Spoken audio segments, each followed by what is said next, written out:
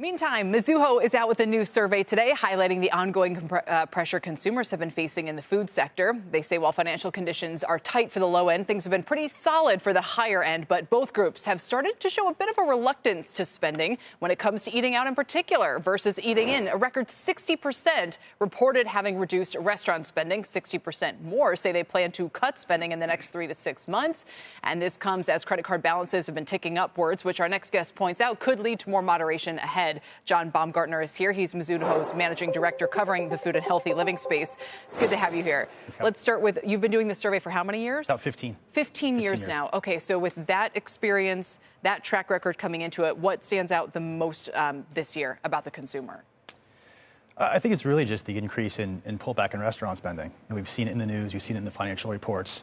But seeing the broadening out, especially in expectations going forward, especially with the high-end consumer. We've known for a while now over the past year, the low end has really been reining it in on eating outside the home. But incrementally, the incremental pressure for the high end has really been a big standout for us this quarter. Do you draw a direct line from these results to kind of changing what you do with certain stocks as a result? Not necessarily, but I think from a macro perspective, seeing that food volumes have been weak for much of the past year, seeing that degree of shift from restaurants into grocery, the calories shifting over, we have seen a very steady increase or improvement in restaurant grocery volumes since December. Volumes have been down 3.5%. Now they're flat. We do expect further improvement, getting back to growth by the end of this year. So I wonder if a little bit of this is kind of the timing. In other words, grocery prices shot up first. Consumers maybe in some cases switched to restaurant. Restaurant prices also been going up. I don't know if you have fast food in the mix, but that's one place in particular, but across the board. And so now it seems like people are shifting back, maybe looking to groceries. But is that shift enough to make you kind of bullish on those names, or are they still also under pressure? No, we're bullish on food in general. I think there's a lot of concerns out there around price competition, discounting, but we're really seeing the pricing pressure is in restaurants. You're seeing deep value menus this summer. Labor costs haven't improved. Food costs haven't decreased at all. So, we see a lot more pressure in pricing in the discretionary space as opposed to consumer staples. And at the end of the day, folks have to eat. This is a very stable, sticky demand environment. Yes, you may have some months or quarters where market shares shift or volume is a little bit softer, but overall, we do expect continued growth in volumes. I've been impressed, I guess you could say, that a lot of the consumer staples are trading at all-time highs. And granted, you have some names like Walmart and Costco in there, but even some of the traditional food providers at a time when consumers are so value conscious. It reminds me a little bit, going back to our big discussion with Elizabeth Warren on Friday, who says that these companies, a lot of the time she's referring to companies who sell things in the grocery store, are price gouging or they're raising prices beyond their profits.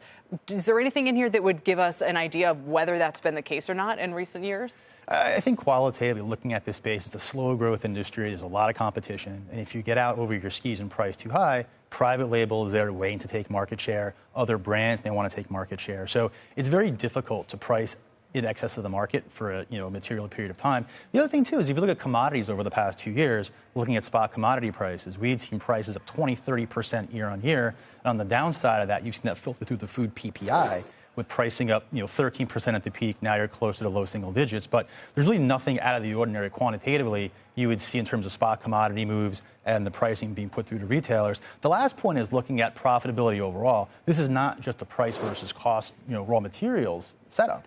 You also have a lot of efficiency savings. Most of these companies, through investing in CapEx, modernizing factories, getting more efficiencies, you're seeing 3 to 4% of cost of goods sold a year in efficiency savings. Some of that's passed to the bottom line, but a lot of that's also reinvested back into marketing, innovations to try and drive sales. Interesting. Okay, so then give me the state of play. Which stocks do you feel most excited about right now? Where are you more cautious? Well, we believe in this market, you want to have a filter. Number one, looking for categories that are growing, where you have tailwinds. Number two, looking for companies that have less private label exposure in terms of competition. And number three, ideally, getting new distribution growth. So if you do have softness in your core market, losing market share, having softness in category demand, you've got new geographies to kind of offset that on a net sales basis. So we like snacking. In large cap, we like Mondelez. About half of the company's growth outside the U.S. is coming from new distribution, number one.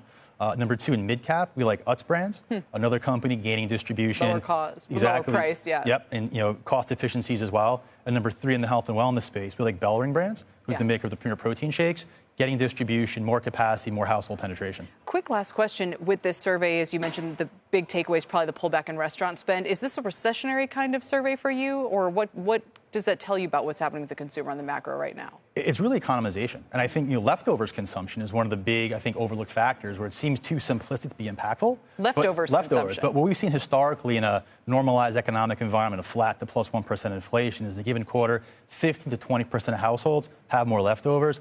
That's been at 40 to 45% over the past 2 years. Wow. So if you take that, it's not hard to get retail grocery volumes down 2 to 3% alone just from that and throwing out less waste and economizing more. You survey them about their leftovers. That's right, leftovers consumption. And leftovers consumption is twice as high as normal? That's right. Okay. That was my big takeaway. John, thanks very much for bringing this to us today. John Baumgartner with Mizuho.